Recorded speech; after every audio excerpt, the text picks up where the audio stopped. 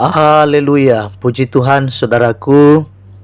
Mari sama-sama kita akan belajar kebenaran firman Tuhan. Firman Tuhan hari ini kuberikan tema doa menghasilkan mujizat. Sekali lagi, doa menghasilkan mujizat.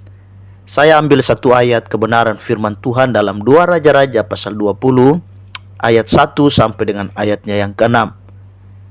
2 Raja-Raja pasal 20 ayat 1 sampai ayatnya yang ke-6. Pada hari-hari itu Hizkia jatuh sakit dan hampir mati. Lalu datanglah Nabi Yesaya bin Amos dan berkata kepadanya, "Beginilah firman Tuhan, sampaikanlah pesan terakhir kepada keluargamu, sebab engkau akan mati, tidak akan sembuh lagi."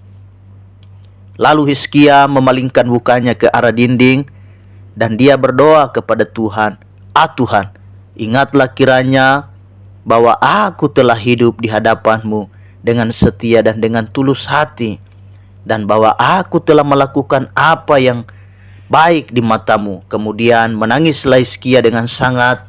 Tetapi Yesaya belum lagi keluar dari pelataran tengah, tiba-tiba datanglah firman Tuhan kepadanya, "Baliklah dan katakanlah kepada Hizkia, raja umatku, beginilah firman Tuhan Allah Daud, bapa leluhurmu. Telah kudengar doamu dan telah kulihat air matamu.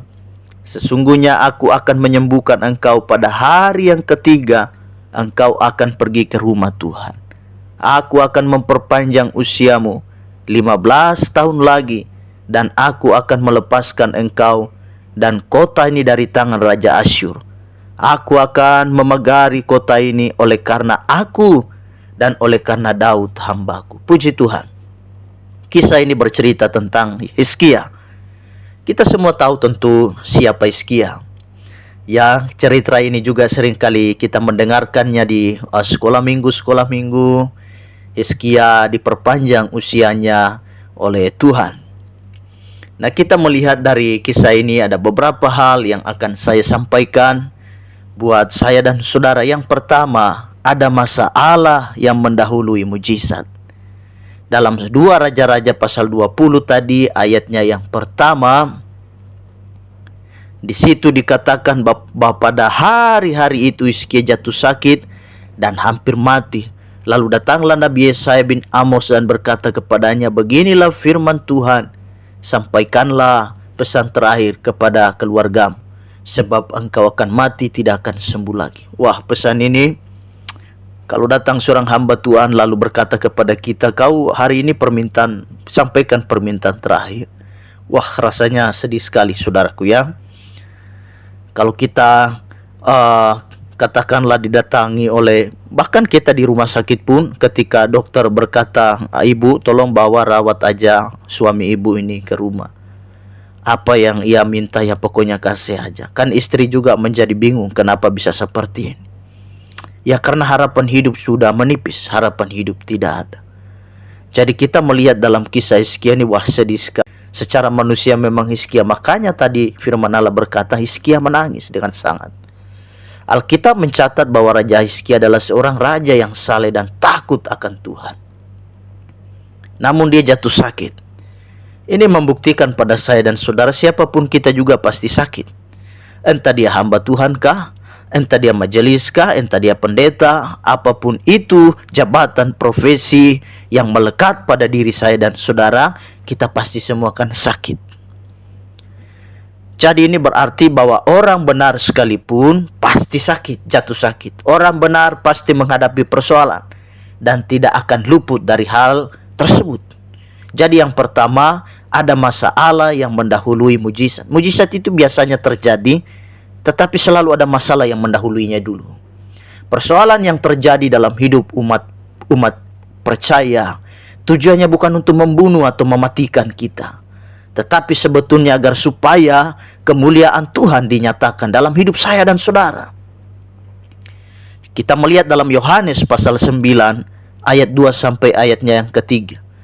Di sana terjadi satu perdebatan yang hebat karena murid-muridnya bertanya kepadanya, "Rabi, siapakah yang berbuat dosa? Orang ini sendiri atau orang tuanya, sehingga ia dilahirkan buta?" Jawab Yesus, "Bukan dia dan bukan juga orang tuanya, tetapi karena pekerjaan-pekerjaan Allah harus dinyatakan di dalam dia. Ketika orang melihat ada seorang yang buta sejak lahir, mereka bertanya-tanya, ini dosa siapa ya Tuhan? Dosa bapaknya, dosa ibunya, atau dosa siapa? Tetapi Yesus memberikan pertanyaan, memberikan sebuah jawaban yang kemudian dia berkata, dosa bukan dosa bapaknya atau ibunya. Yesus menjawab, ini bukan dosa siapapun. Tetapi semua ini terjadi supaya kemuliaan Tuhan bisa dinyatakan. Oh haleluya. Masalah saudara kecil, mujizatnya kecil. Masalah saudara sedang, mujizatnya sedang. Masalah saudara besar, mujizatnya pun pasti besar. Jadi selalu ada masalah yang mendahului mujizat. Jadi kalau hari ini saudara sedang berada di rundung persoalan, berada di rundung masalah, seperti Daud berkata, aku berada di dalam lembah kekelaman. Berarti saudara siap-siap akan melihat mujizat Tuhan. Saudara jangan putus asa, jangan kecewa mengakhiri hidup dengan cara yang tidak wajar. Tenang, itu pertanda saudara akan terima mujizat dari Tuhan. Jadi luar biasa karya Tuhan dalam hidup kita. Jadi yang pertama ada masalah yang mendahului mujizat. Yang kedua, ada jawaban ketika kita meminta. 2 Raja-Raja pasal 20 ayat 2 sampai dengan ayatnya yang ketiga, di situ dikatakan, lalu Hizkia memalingkan mukanya ke arah dinding dan ia berdoa kepada Tuhan, Tuhan, ingatlah kiranya bahwa aku telah hidup di hadapan-Mu dengan setia dan dengan tulus hati, dan bahwa aku telah melakukan apa yang baik di mata-Mu. Kemudian menangislah Hizkia dengan sangat. Saudara tahu, mujizat itu terjadi saat kita berdoa, kita meminta. Hizkia berdoa, ada jawaban ketika kita meminta. Hizkia menangis sambil berdoa dan mengingatkan Tuhan. Dia berkata, Tuhan ingat loh, saya ini kan orang baik, saya ini kan hidup setia, saya ini takut akan Tuhan. Dia mengingatkan Tuhan akan kesalehannya.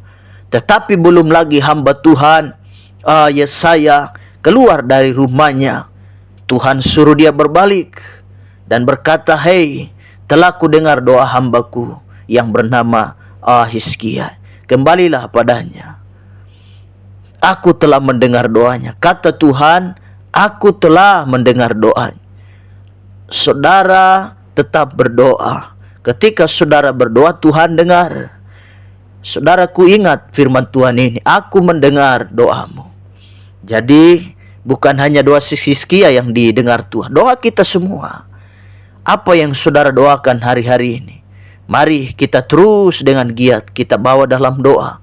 Apa yang saudara butuhkan, apa yang saudara rindukan, apa yang saudara sementara hari ini saudara gumuli dengan luar biasa, kita bisa terima itu hanya satu, jawabannya di dalam doa. Di dalam doa kita terima mujizat. Di dalam doa kita didengar oleh Tuhan. Jadi yang kedua ada jawaban ketika saya dan saudara meminta. Maka mintalah. Firman Allah berkata, mintalah maka kepadamu akan diberikan. Cari maka saya dan saudara akan mendapat. Ketoklah pintu maka pintu akan dibukakan. Yang ketiga ada kesembuhan terjadi. 2 Raja-Raja pasal 20 ayatnya yang ke-6 tadi dikatakan bahwa aku akan memperpanjang hidupmu 15 tahun lagi, dan aku akan melepaskan engkau dari kota ini, dari tangan Raja Asyur. Aku akan memegari kota ini oleh karena aku dan oleh karena Daud hambaku. Jadi yang pertama ada masalah yang mendahului mujizat, yang kedua ada jawaban saat kita berdoa, yang ketiga ada kesembuhan terjadi. Kata Tuhan, aku akan memperpanjang umurmu 15 tahun lagi. Dia Allah yang pegang segala kendali, termasuk mempanjangkan umur, memperpanjang usia seseorang dan menyembuhkan segala penyakit. Dalam Yesaya 53 ayat 5 berkata, tetapi dia tertikam oleh karena pemberontakan kita. Dia diremukkan oleh karena kejahatan kita. Ganjaran yang mendatangkan keselamatan bagi kita ditikamkan kepadanya, dan oleh bilur-bilurnya kita menjadi sembuh. Dia bukan hanya ahli mendengar doa dan memberikan jawaban, tetapi dia juga adalah Allah yang menyembuhkan sakit penyakit saya dan saudara. ada kesembuhan terjadi. Saudara hari ini yang sedang mendengarkan khotbahku ini mungkin sakit, dan sakitmu itu sudah menahun. Sakitmu itu sudah menjadi semacam dia lama untuk sembuh. Tetapi percaya di dalam nama Yesus akan terjadi kesembuhan. Oleh bilur-bilur Yesus, oleh bilur-bilurnya kita menjadi sembuh. Kita imani Tuhan akan menyembuhkan kita. Karena nama lain daripada Tuhan kita adalah Yehovah Rafa. Dia Allah yang memberikan kesembuhan. Tetapi saudara juga harus tahu dan pahami bahwa antara mujizat kesembuhan dan kesembuhan ilahi itu adalah dua hal yang berbeda. Kalau mujizat kesembuhan terjadi saat itu juga, terjadi detik itu juga, terjadi pada saat yang pada saat itu kita menyaksikannya secara langsung. Jadi tidak perlu menunggu waktu. Dia akan terjadi seketika itu juga. Itu namanya adalah mujizat kesembuhan.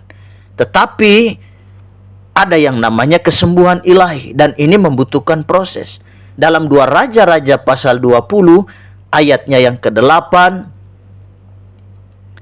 2 Raja-Raja pasalnya yang ke-20 ayatnya yang ke-8, di sana dikatakan, sebelum itu Hizkia telah berkata kepada Yesaya, apakah yang akan menjadi tanda bahwa Tuhan akan menyembuhkan aku dan bahwa aku akan pergi ke rumah Tuhan pada hari yang ketiga. Di sana dikatakan bahwa yang menjadi tanda kesembuhan Hizkia adalah pada hari ketiga. Dia pergi kemana? Dia pergi ke rumah Tuhan. Kenapa tidak disembuhkan saat itu juga? Dan kenapa harus menunggu beberapa hari kemudian? Karena kesembuhan ilahi semacam ini kadang butuh proses. Hal ini juga pernah terjadi kepada 10 orang kusta. Ketika disembuhkan oleh Yesus, mereka tidak sembuh pada hari itu. Mereka tidak sembuh pada seketika itu juga. Namun kesembuhan terjadi pada saat mereka melangkah, mereka dalam sebuah perjalanan. Terjadi kesembuhan. Itu terdapat dalam Markus pasal 11 ayatnya yang ke-24. Saudaraku, kita akan baca satu kebenaran firman Tuhan dalam Markus pasal 11 ayatnya yang ke-24. Karena itu aku berkata kepadamu, apa saja yang kamu minta dan doakan, percayalah bahwa kamu telah menerimanya, maka hal itu akan diberikan kepadamu. Ayat ini berkata seolah-olah kita telah menerima jawaban doa tersebut. Namun di bagian akhirnya dikatakan bahwa akan diberikan kepadamu. Akan diberikan berarti belum ada, tapi kita percaya telah mendapatkannya. Jadi ada jawaban doa yang kadang harus menunggu waktu Tuhan. Tapi percayalah, Dia Allah yang tidak pernah berdusta. Dia Allah yang selalu tepati janjinya. Waktu Tuhan pasti yang terbaik. Yang terakhir, saudaraku, jadi yang pertama, ada masalah yang mendahului mujizat, ada jawaban saat kita berdoa, ada kesembuhan terjadi, dan yang keempat, mengikuti petunjuk Tuhan. 2 Raja-Raja pasalnya yang ke-20 ayatnya yang ke-7, di sana dikatakan, kemudian berkatalah Yesaya, ambillah sebuah kue ara, lalu orang mengambilnya dan ditaruh pada bara itu, maka sembuhlah ia. Jadi ikuti instruksi dan petunjuk Tuhan. Dikatakan tempelkan kue ara ke orang sakit itu, maka dia akan sembuh. Dan ini adalah metodenya Tuhan. Dan metodenya Tuhan itu kadang bermacam-macam. Tidak perlu kita ikuti juga dengan berbagai macam cara. Tuhan menyembuhkan orang sakit itu dengan cara-cara yang luar biasa. Tuhan pernah menyembuhkan seorang panglima Aram yang bernama Naaman dengan cara apa? Berendam 7 kali di sungai Yordan. Siapa lagi? Yesus juga pernah menyembuhkan seorang buta yang dengan cara meludah ke tanah dan kemudian ludahnya itu dicampurkan ke tanah, ditempelkan pada mata orang buta tersebut. Coba secara medis saya mau bertanya, masuk akal tidak? Ya tentu tidak. Tidak masuk akal. Masakan ludah dan tanah bisa menyembuhkan mata orang yang buta? Ini menunjukkan bahwa Allah bisa pakai cara apa saja, sebab tidak ada yang mustahil bagi Tuhan. Dan tidak perlu kita menirunya, karena itu adalah caranya Tuhan. Allah sendiri yang melakukannya. Tuhan mau kita menaati perintahnya, maka doa kita pasti akan terkabul. Kita baca di dalam Yakobus pasal 5 ayatnya yang ke-14 sampai 15 dikatakan, kalau ada yang sakit, pertama di sana dikatakan bahwa dia harus memanggil penatua atau pendeta di jemaat lokal di mana saya dan saudara berbakti. Kemudian yang kedua, mengolesinya dengan minyak dan mendoakan dan terjadi kesembuhan. Bolehkah berdoa pakai minyak? Boleh saja, tetapi bukan minyak itu yang menyembuhkan, melainkan doa yang lahir dari iman. Jadi Tuhan tidak terkait kepada metode, sebab metode bisa bermacam-macam, tapi Tuhan satu saja yang mengerjakan kesembuhan. Jadi luar biasa, biarlah firman Allah terus memberikan kita kekuatan dan mendorong kita untuk terus berharap dan bergantung kepada Tuhan. Tuhan Yesus memberkati. Izinkan saya berdoa untuk saudara. Bapa di sorga, ada satu kerinduan yang luar biasa bagi kami. Kami rindu sekali untuk mengalami mujizat. Hari-hari ini kami perlu Tuhan. Hari-hari ini kami perlu mujizat Tuhan. Ada masalah yang mendahului mujizat. Ada jawaban ketika kami berdoa. Ada kesembuhan terjadi. Dan kemudian kami juga harus mengikuti petunjuk Tuhan. Kami tidak boleh melawan. Terima kasih Tuhan buat firman Allah pada kesempatan yang luar biasa ini.